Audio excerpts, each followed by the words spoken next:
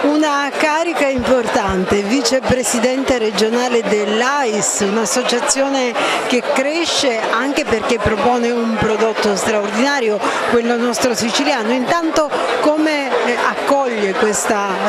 elezione? Ma sicuramente con tantissimo piacere, grande soddisfazione, e devo ringraziare sia il Presidente che il Consiglio direttivo che mi hanno eletto. Per me è ovviamente una grandissima soddisfazione. Certo, il lavoro che noi abbiamo fatto negli anni,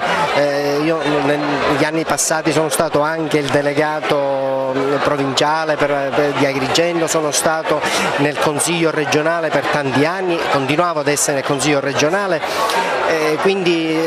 devo dire che dal punto di vista personale sicuramente un grande riconoscimento per tutto quello che ho cercato di fare, la crescita che poi molto bene Franco Baldacchino, che è l'attuale delegato, anche lui ha continuato e siamo andati avanti e speriamo di proseguire. Stasera, che voi siete anche qui a Sicilia in Bolle, è la riprova del fatto che quando ci si impegna, si lavora con serietà, con professionalità, i risultati arrivano, e per noi anche questa manifestazione, per la nostra delegazione, è una grandissima soddisfazione che è stata riconosciuta a livello nazionale.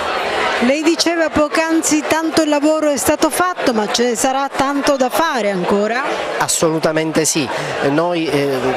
sia a livello regionale stiamo cercando di lavorare soprattutto sulla formazione, che è quello che ancora manca nel mondo della ristorazione ed è importantissimo per lavorare in maniera professionale nell'ambito dell'enogastronomia, che la figura del sommelier ha una figura notevole